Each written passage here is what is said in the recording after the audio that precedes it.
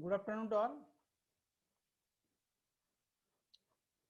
Yesterday we have seen how the solid solutions are formed. The advantages of solid solutions or the advantages and disadvantages of impurities in solids we have seen in the yesterday lecture. So we have seen there are two types of solid solutions: interstitial solid solutions and substitutional solid solutions. In substitutional solid solutions, there are again of two types: ordered solid solutions and disordered solid solutions. Now today the important points that we are going to discuss are the rules for solubility. So there are certain rules for solid solutions to form, and these rules are developed by scientist Hume-Rothery, and therefore they are called as the Hume-Rothery rules of solid solubility. So the interstitial solid solutions and substitutional solid solutions, these are the two types of solutions that we have seen. So in interstitial solid solutions, the solute atoms takes the position, or it moves into the interstice between the solvent atoms. So interstice is the empty space or vacant space or void space between the atoms that we have seen. So the condition for these types of interstitial solid solutions is that the solute atom size of the solute atom must be comparable to the interstice of the atoms. म्हणजे जी पोकळी असते, जी मोकळी जागा आहे atoms मधले, त्याच्यापेक्षा या solute ॲटमची size काय असली पाहिजे, त्याच्या कंपॅरेबल असली पाहिजे किंवा त्याच्यापेक्षा लहान असली पाहिजे. Then the interstitial solid solutions are formed. On the other hand, in the substitutional solid solution, the solvent atom is replaced by the solute atoms. So therefore there is no limit on the solubility in case of substitutional solid solutions. So for the substitutional solid solutions, the rules for solubility are there, and these rules we have to see tomorrow. So what are that rules? Let us see.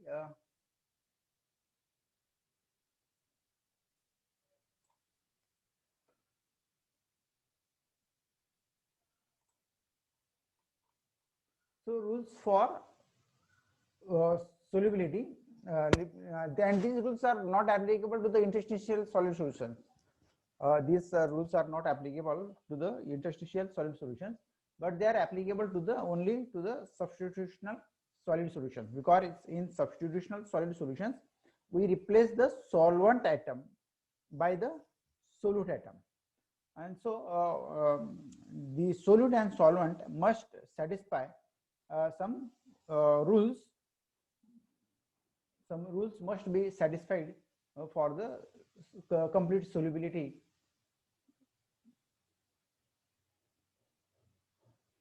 So let us see the rules. Here are the rules on the screen. The first rule is it is the structure factor.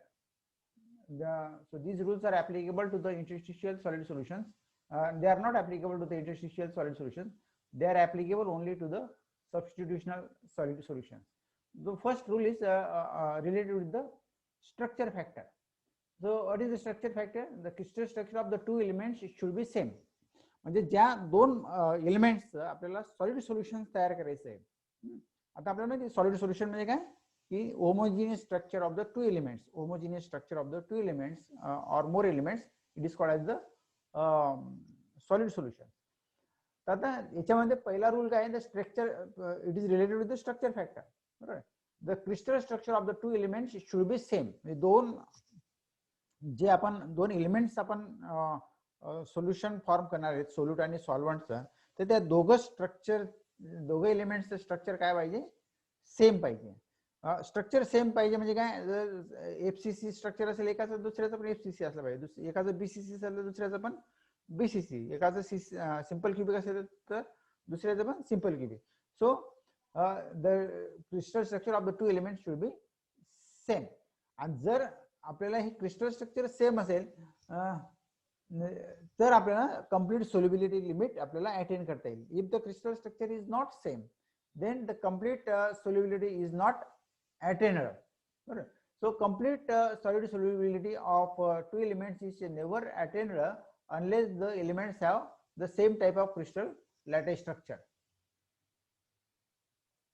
तर दोन एलिमेंट्सचं crystal structure काय असलं पाहिजे, same असलं पाहिजे, तरच आपल्याला solubility आपल्याला चांगली प्रकारे मिळू शकते. So the first is the crystal structure of the two elements should be same. नंतर दुसरा जो फॅक्टर आहे तो आहे साईज फॅक्टर. साईज फॅक्टर म्हणजे जे सोल्यूट आणि सॉल्वंट ॲटम्स आहेत त्यांच्यामध्ये फार साईज डिफरन्स नको आहे. Okay, the size of the two elements should not differ by more than 15%. म्हणजे त्यांची जी साईज आहे त्याच्यामध्ये 15% पेक्षा जास्त फरक नको आहे. जर 15% पेक्षा जास्त फरक असेल तर there will be limited solubility. Okay, so in order to have a complete solubility or in order to have a higher solubility, the size of the two elements should not differ more than 15%. That is, याचा अर्थ काय, the atomic radii of the two elements must be within 15% of each other. म्हणजे प्रत्येकाचे atomic radius आहेत या साधारणतः 15% पेक्षा जास्त त्याच्यामध्ये डिफरन्स नकोय. जर 15% पेक्षा हा फॅक्टर जास्त असेल, if the relative size factor is more than 15%, then the solid solubility solid solution formation is limited, means the solubility limit is very limited. तर पहिला फॅक्टर आहे स्ट्रक्चर फॅक्टर, म्हणजे क्रिस्टल स्ट्रक्चर दोघं एलिमेंटचं सारखं असलं पाहिजे. दुसरा रूल आहे the size factor, the size of the two elements should be within the 15%, they should not be more than 15%. For example, जर आपण बघितलं सिल्वर आणि lead, take the example of silver and lead. आता silver आणि lead both have the FCC structure. बरोबर, म्हणजे पहिला rule जो आहे तो सॅटिस्फाय झाला. बरोबर, आपण एक्झाम्पल घेतोय सिल्वर आणि लेड. आता पहिला रूल काय आहे, स्ट्रक्चर फॅक्टर, आपला structure factor. The silver and lead are both FCC.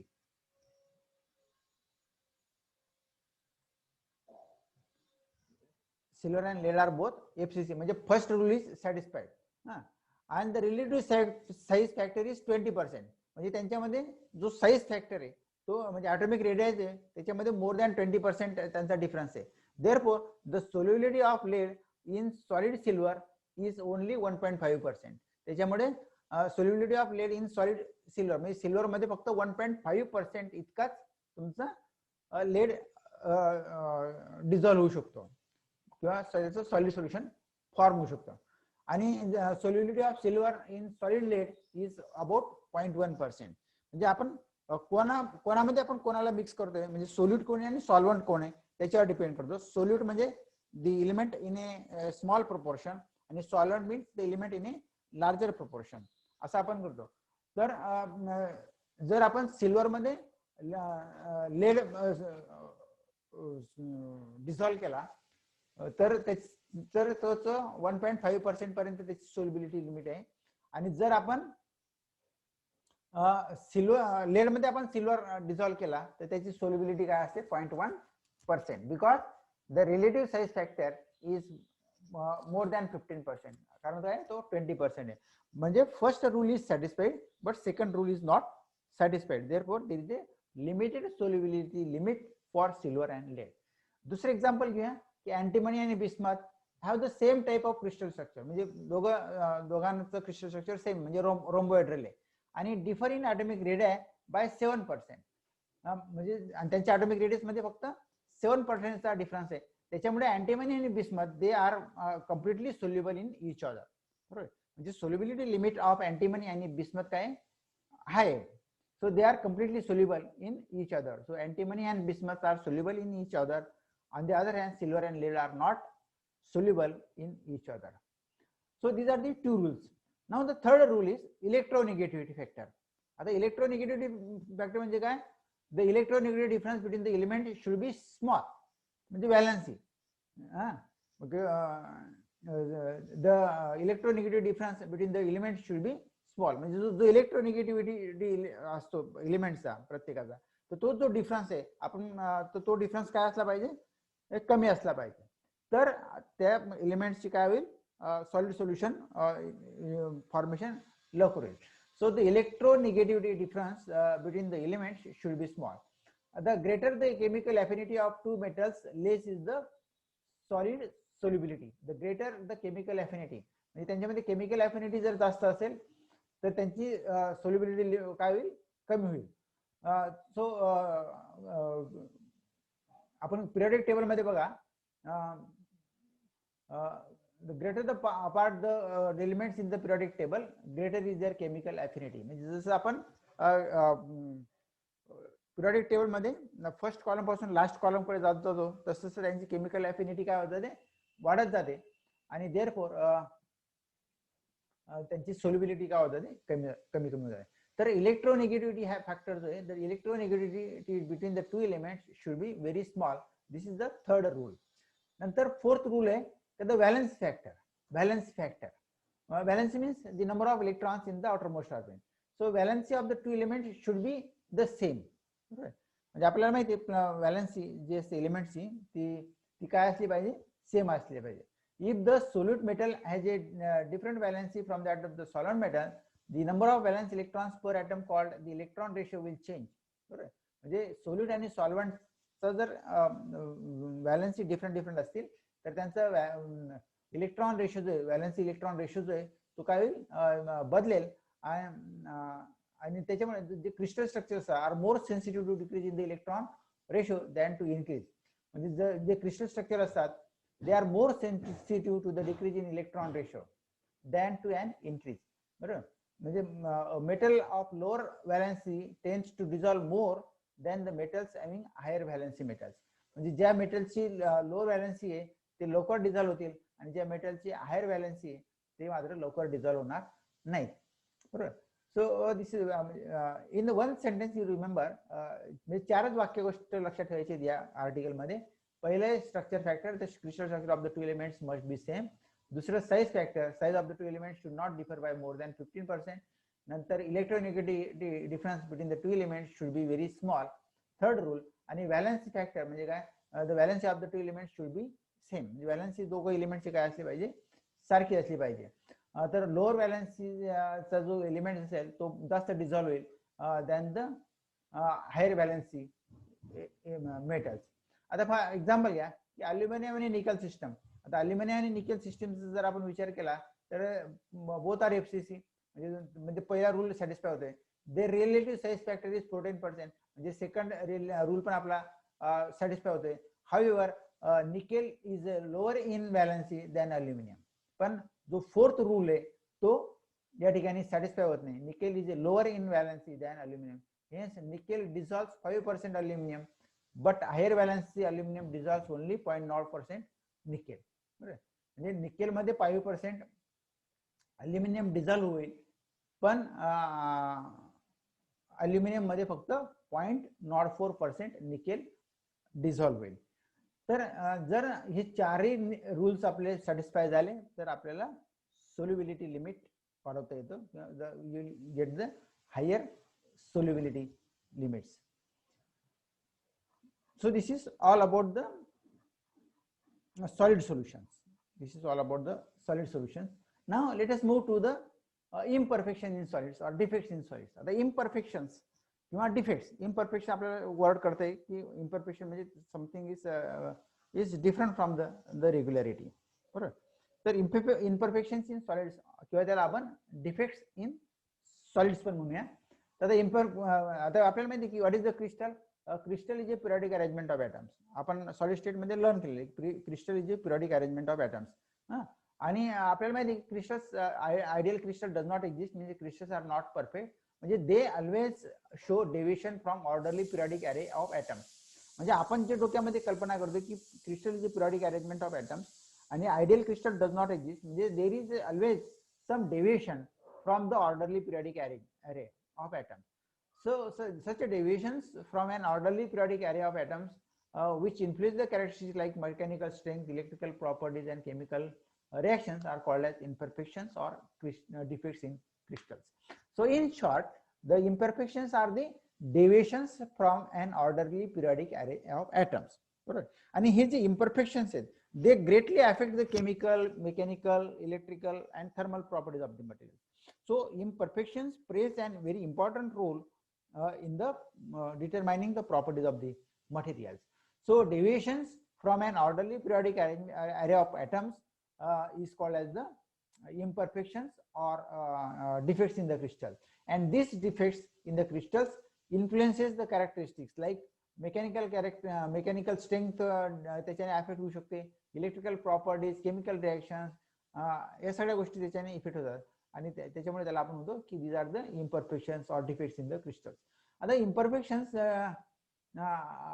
जे आहेत, imperfection disturbing the space lattice are known as the lattice इम्परफेक्शन्स.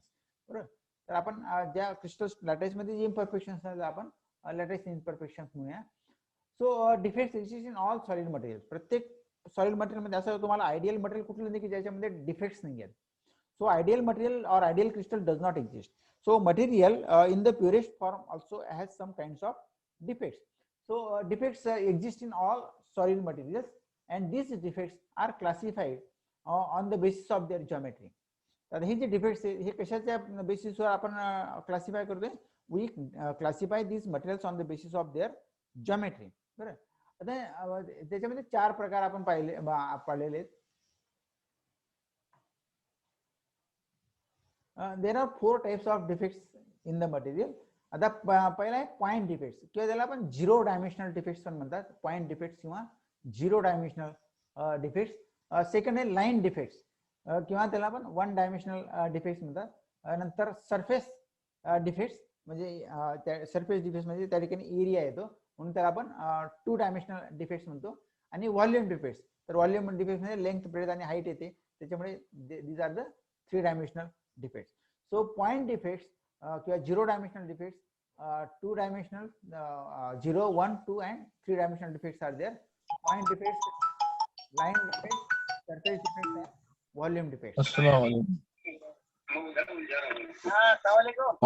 हाँ सर. अरे आवाज बंद करे, माइक बंद कर. नहीं कल भी किया था मैंने शाम में. हाँ कल भी किया था, शाम को किया था.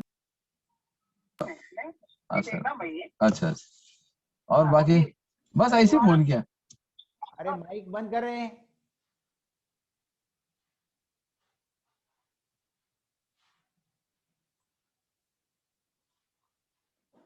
So let us see the first type of defect, that is the point defects. आता point defects कोणाला माहिती आहे? डिफेक्ट्स आपल्याला माहिती की it is a deviation from the periodic arrangement of atoms. जी आपण perfect periodicity of the atoms आपल्या माइंड मध्ये सेट करून ठेवलेली आहे एखाद्या क्रिस्टलच्या बाबतीत, आयडियल क्रिस्टलच्या बाबतीत. तर deviation from this periodic arrangement it is called as they are called as the defects in the crystal. आता पहिला जो डिफेक्ट आपण पाहतोय 1 डायमेन्शनल 0 डायमेन्शनल, त्याला म्हणतो आपण पॉइंट डिफेक्ट्स. म्हणजे these are imperfect point like regions in the crystal. म्हणजे these defects are related only with some related with the points. म्हणजे एखाद्या फक्त बिंदूशी रिलेटेड, एखाद्या पॉइंटशी रिलेटेड हे आहेत. So these are imperfect point like regions. म्हणजे जे इम्परफेक्शन्स आहेत ते जस्ट लाईक ए पॉइंट्स आहेत. आणि त्यांची जी टिपिकल साईज आहे it is 1 or 2 atomic diameters असते. म्हणजे एक ॲटम 2 ॲटमच्या डायमेन्शन्स असणार. आता हे जे पॉइंट लाईक इम्परफेक्शन्स आहेत, इम्परफेक्ट पॉइंट लाईक रिजन्स आहेत इन द क्रिस्टल, की त्याची साईज 1 or 2 ॲटॉमिक डायमेन्शन्स आहे, डायमीटर्स आहे. तर ते they are divided into these 4 types of point defects. तर point defects, these are the imperfect point like regions in the crystal. Their typical size is 1 or 2 atomic diameters and these are divided into different classes. तर पहिला जो point defect आहे त्याला म्हणतात vacancy. आता vacancy म्हणजे काय? The simplest point defect is the vacancy. आता हा जो डिफेक्ट आहे हा एक सिम्पलेस्ट टाइपचा डिफेक्ट आहे आणि याची डेफिनेशन जी आहे, defect in which an atom is missing from one of the lattice sites is known as vacancy defect. म्हणजे जो रेग्युलर अरेंजमेंट आहे त्या रेग्युलर अरेंजमेंट मध्ये एखादा ॲटम त्याच्या रेग्युलर साइट मधून बाहेर पडलेला असेल, मिसिंग असणे, त्या डिफेक्टला म्हणायचं vacancy. A defect in which an atom is missing from one of the lattice sides is known as vacancy defect. आता बघा ही डायग्राम बघा, या डायग्राम मध्ये ही there is a perfect arrangement of atoms in space दिसते, परंतु एक item मात्र या ठिकाणी मिसिंग आहे. आणि हा ॲटम मिसिंग झाल्यामुळे काय झालं की या ठिकाणी एक वॅकन्सी क्रिएट झाली. या ठिकाणी काय तयार झालं, एक वॅकन्सी क्रिएट झाली. आणि म्हणून हा जो डिफेक्ट आहे, so this defect is called as the vacancy defect. आता हे डिफेक्ट्स कसे तयार होतात? So in this system an atom is missing from its regular atomic site. तर हा जो ॲटम आहे या ठिकाणी हा रेग्युलर ॲटॉमिक साईट मधून तो मिस झालेला आहे. आता हे जे वॅकन्सीज आहेत, these vacancies occurs in crystal naturally in all crystalline materials. आता हे कशामुळे होत जातं की ज्यावेळेला क्रिस्टल फॉर्म होतं, so these defects are produced due to the imperfect packing during the original crystallization. आता काय होतं की हा ज्यावेळेला या मटेरियलचं क्रिस्टलायझेशन होतं त्यावेळेला थर्मल व्हायब्रेशन्स त्या ठिकाणी असतात, आणि या थर्मल व्हायब्रेशन्स मुळे एखाद्या वेळेला एखादा ॲटम त्याच्या रेग्युलर साईट पासून काय होतो, बाजूला फेकला जातो, आणि त्या ठिकाणी काय तयार होतं, एक वॅकन्सी तयार होते. बरोबर. सो याला म्हणतात इम्परफेक्ट पॅकिंग. तर these defects are produced due to the imperfect packing during the original crystallization, किंवा they may arise from the thermal vibrations of the atoms at high temperature. किंवा याचं जर टेम्परेचर हाय असेल तर थर्मल व्हायब्रेशन्स मुळे एखादा item त्याच्या रेग्युलर साईट मधून निघून जाऊन तो दुसरीकडे कुठेतरी त्याची जागा सेट करून घेतो. कारण काय, as thermal is increase there is an increase priority that individual atom will jump out of their position. जर आपण या मटेरियलची थर्मल एनर्जी वाढवली तर त्या ठिकाणी त्याची शक्यता वाढत जाते की तो त्याच्या रेग्युलर साईट पासून काय होत जाईल, बाजूला फेकला जाईल. आता हे जे वॅकन्सीज आहेत, या पिक्चर मध्ये एक आपण सिंगल वॅकन्सी दाखवलेली, पण असं काही सिंगल वॅकन्सीज असेल असं काही नाही. त्या ठिकाणी सिंगल असेल, 2 असेल किंवा 3 असेल, त्याला आपण डाय वॅकन्सी, ट्राय वॅकन्सी असं आपण म्हणू शकतो. बरोबर. तर जेवढे तुमचे या वॅकन्सीज जास्त तेवढा त्याचे वॅकन्सी डिफेक्ट किंवा पॉइंट डिफेक्ट काय असतील, जास्त असतील. आता हे जे vacancies are found during solidification due to the vibration of atoms, local rearrangement of atoms, plastic deformation, अनेक बबार्डमेंट. आता हे जे वॅकन्सीज क्रिएट होत आहेत ते अनेक प्रकारे होऊ शकतात. आपण बघितलं की सॉलिडिफिकेशन होत असताना ॲटॉमिक व्हायब्रेशन्स त्या ठिकाणी असतात, त्याच्यामुळे एखादा ॲटम त्याच्या रेग्युलर साईट मधून बाहेर फेकला जातो. किंवा लोकल रिअरेंजमेंट ऑफ ॲटम्स होत असताना सुद्धा एखादा ॲटम सहज बाहेर पडला जाऊ शकतो. किंवा प्लास्टिक डिफॉर्मेशन होत असताना किंवा आयनिक बंबार्डमेंट एखाद्या मटेरियल होत असताना तर तो ॲटम आहे तो त्याच्या रेग्युलर साईट पासून बाहेर फेकला जाऊ शकतो. आणि म्हणून आपल्याला अशा वॅकन्सीज क्रिएट होतात, त्याला म्हणतो आपण वॅकन्सी डिफेक्ट्स. आता दुसरा जो टाईप आहे पॉइंट डिफेक्ट्स मध्ये, तो दुसरा आहे इंटरस्टिशियल्स. आता इंटरस्टिशियल्स म्हणजे काय, आपण बघितलं की सॉलिड सोल्युशन मध्ये इंटरस्टिस म्हणजे empty space, between the atoms. आता इंटरस्टिशियल्स डिफेक्ट्स क्रिएट होणे म्हणजेच काय, an extra atom may be loaded within the crystal structure. आता एखादा एक्स्ट्रा ॲटम त्या क्रिस्टल स्ट्रक्चर मध्ये लोड होणं. आता हा एक्स्ट्रा ॲटम कुठे लोड होईल, तर it may go into the interstice of the atoms. आता समजा हे ॲटम्स आहेत, हे प्युअर क्रिस्टल स्ट्रक्चर आहे, आणि या प्युअर क्रिस्टल स्ट्रक्चर मध्ये this is the empty space between the atoms या प्युअर स्ट्रक्चरच्या. पण एखादा फॉरेन ॲटम, इम्प्युरिटी ॲटम या इंटरस्टिक्स मध्ये जाऊन पडला तर तो काय तयार होईल, एक प्रकारे एक डिफेक्ट तयार होईल. So it is the defect. So an extra atom may be loaded within the crystal structure. This is possible if atomic packing factor is low.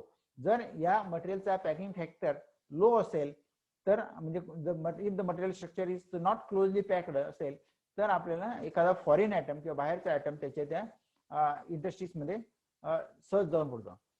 So this is the possible if atomic packing factor is low. Such imperfection is called as interstitial imperfection. कारण काय, an atom enters into the interstices. आता इंटरस्टिक्स म्हणजे काय, empty space. या atoms मधली empty space तिला आपण इंटरस्टिक्स म्हणतो. आणि त्याच्यामध्ये हा फॉरेन ॲटम जो स्मॉल साईजचा असतो तो त्या ठिकाणी जाऊन पडतो. आता हे this is possible only when the foreign atom is comparatively smaller than the parent atom. Otherwise it will produce the distortion. तर हे ह्या टाइपचं डिस्टॉर्शन किंवा डिफेक्ट किंवा प्रोड्यूस होईल ज्यावेळेला the atom size of this foreign atom is comparable to the interstices असेल त्याच वेळेला त्या असं या प्रकारचा डिफेक्ट त्या ठिकाणी प्रोड्यूस होऊ शकतो. Otherwise it will produce the distortion. नंतर थर्ड टाइप ऑफ डिफेक्ट काय तर फ्रँकल डिफेक्ट. फ्रँकल डिफेक्ट आता आपल्याला माहिती आहे की there are some ionic crystal. Sodium chloride असेल तर तो आयोनिक क्रिस्टल असेल, सीसीएम क्लोराईड असेल तर तो काय असेल आयोनिक क्रिस्टल असेल. तर फ्रँकल डिफेक्ट म्हणजे काय की तर in case the Frankel defects and Schottky defects, these are the defects which are observed only in ionic crystals. जसं vacancy आणि interstices, these are not these defects are obtained in any kind of material. म्हणजे non ionic materials मध्ये पण ते defects असतील, पण Frankl defect आणि पुढचा जो शॉर्टकी डिफेक्ट्स आहे, this defects occur only in ionic crystals.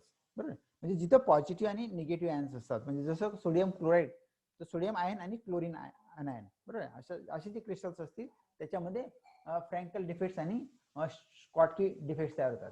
So ion displaced from a regular site to an industrial site is called as a Frenkel defect. आता काय झालं की आता हा बघा सोडियम आपण रेडने दाखवलाय सोडियम आणि क्लोरीनने दाखवलाय ब्ल्यू जो ॲटम आहे तो क्लोरीनचा आहे आणि हा ऑरेंज जो ॲटम आहे हा सोडियमचा आहे. तर सोडियमची साईज जी आहे ती क्लोरीनपेक्षा काय कमी आहे. सोडियमची साईज जी आहे ती क्लोरीन आयनपेक्षा कमी आहे. आणि त्याच्यामुळे काय होतं की हा जो सोडियम आयन आहे हा या क्रिस्टल स्ट्रक्चर मध्ये जे इंटरस्टिक्स असतात त्याच्यामध्ये म्हणजे तो त्याची रेग्युलर जागा सोडून त्या इंटरस्टिक्स मध्ये जाऊन बसतो. बरोबर, जर असा हा आयन काय झालंय की an ion displaced from a regular site to an interstitial site is called as a Frankel defect. म्हणजे ion is displaced from its regular site to the interstitial site. तर या इंटरस्टिशियल साइट मध्ये हा ion काय झाला displace झाला. आता आपल्याला माहिती आहे की the cations are generally the smaller ions. आता हा सोडियम काय हा कॅटायन आहे, हा बरोबर आहे, आणि क्लोरीन हा काय एनायन आहे. So the cations are generally the smaller size and therefore it is possible for them to enter into the empty space. म्हणजे जे साधारणतः कॅटायन्स जे असतात they move from their regular site to the interstitial site because the cations have a smaller size as compared to the anions, and anions do not enter to this space because this space is not enough for these ions. कारण हा जो anions आहे याची size मोठी आहे त्याच्यामुळे तो या इंटरस्टिक्स मध्ये जाऊ शकत नाही. म्हणून there is no possibility of movement of anions. So anions do not enter into this empty space because this space is not enough for these ions. So Frankel defect does not change the overall electrical neutrality of the crystal.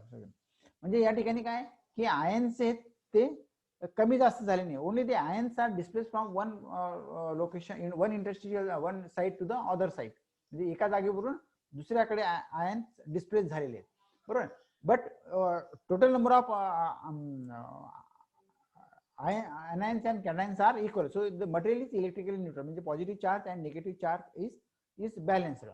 So the material is electrically neutral कारण positive charge आणि negative charge त्या ठिकाणी missing नाही आहेत, बरोबर. The material is electrically neutral, and so such a type of defect is called as the Frankel defect.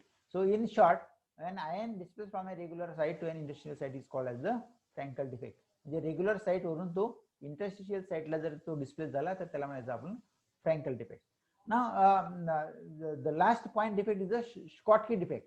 आता Schottky defect, this is also observed in ionic crystals, बरोबर. आता sodium ion आणि chlorine ion, आता बऱ्याच वेळेला काय होतं की एक अनायन आणि एक कॅटायन या क्रिस्टल स्ट्रक्चर मधून जर मिसिंग झाला ड्यू टू एनी मीन्स, कुठल्याही मार्गाने कुठल्याही परिस्थितीमध्ये समजा एक अनायन आणि एक कॅटायन मिसिंग झाला तर तो जो डिफेक्ट तयार होईल that is called as the Schottky defect, बरोबर. आता या ठिकाणी बघा एक अनायन आणि एक कॅटायन मिसिंग झाला, बरोबर. म्हणजे जेवढा पॉझिटिव्ह चार्ज गेला तेवढाच निगेटिव्ह चार्ज पण बाहेर पडला. म्हणजे again the material is electrically neutral. जर समजा एक अनायन मिस झाला असता किंवा एक कॅटायन मिस झाला असता तर मटेरियल इज इनबॅलन्स झालं असतं आणि electrically it is not neutral. पण या ठिकाणी one positive charge and one negative charge is missing and therefore again the material is electrically neutral. So in Schottky defects, a pair of one cation and one anion can be missing from the ionic crystals. म्हणजे एक anion आणि एक cation या ठिकाणी काय झालंय miss झालेलं आहे. The valency of missing pair of ions should be equal. आता इथे जे मिसिंग आहे सोडियम प्लस आणि क्लोरीन प्लस, म्हणजे यांची व्हॅलेन्सी जी ती काय सेम आहे, +1 आणि -1 आहे. त्याच्यामुळे the valency of the missing pair of ion should be equal to maintain electrical neutrality. त्याच्यामुळे मटेरियल जे ते इलेक्ट्रिकली काय असतं, न्यूट्रल असतं, because there is missing of 1 anion and 1 cation. आता such a pair of vacant site ion site is called the Schottky defect. म्हणजे आता हे जे डिफेक्ट दिसत आहेत तर याला म्हणतो आपण Schottky defect. So these defects are found in compounds like alkali halides. So these are the 4 point defects that are very important from the examination point of view. So this is the 0-dimensional defect. These are the 0-dimensional defects. Now let us move to the 1-dimensional defects. 1-dimensional defects means line defects. So आता second जो आहे line defects त्याला आपण म्हणतो 1-dimensional defects. So line defects means these defects extends over a line. These defects extends over a line. तर आपण बघूया की what are the line defects. आता या line defects ला dislocation पण नाव आहे. Second name is dislocation. तर dislocations किंवा line defects. त्याची डेफिनेशन जे dislocations are abrupt changes in the regular ordering of atoms along a line in the solid. म्हणजे एखाद्या सरळ रेषेमध्ये abrupt चेंजेस होणं, म्हणजे क्रिस्टल स्ट्रक्चर मध्ये अचानक बदल घडून येणं, त्याला म्हणतो आपण dislocation. So dislocations or line defects are abrupt changes in the regular ordering of atoms along the line, आणि त्या लाईनला आपण डिस्लोकेशन लाईन सुद्धा म्हणतो इन द सॉलिड. आता हे जे डिस्लोकेशन्स आहेत they occur in high density and are very important in mechanical properties of the material. आता हे जे डिस्लोकेशन्स आहेत म्हणजे काय म्हणजे abrupt change in the regular ordering of the atoms, किंवा in the another words dislocations are the linear defects. Dislocations are the linear defects around which some of the atoms of the crystals are misaligned. म्हणजे आपण एक अशी एखादी line consider करायची crystal मध्ये की त्याच्या आजूबाजूचे जे ॲटम्स आहेत ते सगळे काय झाले असतील, मिसअलाइन झालेले असतील, तर त्याला म्हणायचं डिस्लोकेशन. बरोबर. आता हे जे डिस्लोकेशन्स आहेत हे आपण बघूया. these dislocations plays a very important role in determining the properties of the material. म्हणजे मेकॅनिकल प्रॉपर्टीज असतील, इलेक्ट्रिकल प्रॉपर्टीज असतील, कुठल्याही प्रॉपर्टीज असतील. So this dislocations or defects plays a very important role in determining the properties of the material. They changes the strength of the material, they changes the electrical conductivity of the material, they changes the thermal conductivity of the material. So everything can be changed by the presence of these dislocations or presence of these defects. So dislocations याला आपण one dimensional किंवा line defects पण म्हणतो. Dislocations are abrupt changes in the regular ordering of atoms along a line, आणि त्याला आपण dislocation line म्हणतो in the solid. किंवा in the another words dislocations are the linear defects around which some of the atoms of the crystal lattice are misaligned. म्हणजे एक अशी आपण line दिसेल तुम्हाला की त्या ठिकाणी सगळे ॲटम्स आहेत ते आजूबाजूचे ते सगळे मिसअलाइन झालेले असतील. बरोबर. So these occur in high density and they are very important in the mechanical properties of the material. आता they are characterized by a Berger vector found by doing a loop around the dislocation line and noticing the extra interdynamic spacing needed to close the loop. आता हे जे line डिस्लोकेशन्स तयार झाले हे किती प्रमाणामध्ये तयार झाले हे जर आपल्याला जर फाइंड आउट करायचं असेल तर जी डिस्लोकेशन लाईन आहे म्हणजे जे इंटरप्ट झालेलं आहे ते किती इंटरप्ट झालं, जर आपल्याला रेग्युलर अरेंजमेंट जर त्या ॲटमची करून घ्यायची असेल तर त्या ठिकाणी आपण एक अशी एक इमॅजिनरी लाईन ड्रॉ करणार, आणि ती इमॅजिनरी लाईन ड्रॉ करताना रेग्युलर अरेंजमेंट मिळवण्यासाठी आपल्याला किती एक्स्ट्रा स्पेस म्हणजे किती लेंथ आपल्याला जास्त जावं लागेल किंवा किती लेंथ आपल्याला कमी जावं लागेल, तर ती जी लाईन आपण ड्रॉ करणार त्या डिस्लोकेशन लाईनच्या आजूबाजूला तिला म्हणायचं Burger vector. That is called as the Burger vector. बरोबर. तर आता हा जो बर्गर व्हेक्टर आहे they are character by Burger vector. म्हणजे कोण कॅरेक्टराइज होतोय तर हे जे डिस्लोकेशन्स आहेत त्याचे आपल्याला बर्गर व्हेक्टरने ते आपल्याला फाइंड आउट करता येतात. By doing a loop around the dislocation line and noticing the extra interordering spacing needed to close the loop. म्हणजे आपण एक रेग्युलर अरेंजमेंट ऑफ ॲटम्स बघा आणि त्याच्यामध्ये एक लूप तयार करा, आणि एक डिस्ट्रप्टेड ॲटम्स बघा आणि त्याच्यामध्ये एक क्लोज लूप तयार करा. तर हा जो क्लोज लूप, जो आपल्याला आयडियल क्लोज लूप मिळवण्यासाठी किती आपल्याला इंटरमल ॲटॉमिक स्पेसिंग आपल्याला जास्त जावं लागतंय, so that is called as the burger vector, that is called as the burger vector. आणि हा जो बर्गर वेक्टर आहे, तर हा आपण तर ह्याचे डिसलोकेशन्स आहेत, म्हणजे लाईन डिफेक्ट्स आहेत, हे पुन्हा दोन प्रकारचे आहेत. एकाला म्हणतात आपण एज डिसलोकेशन आणि दुसऱ्याला म्हणतात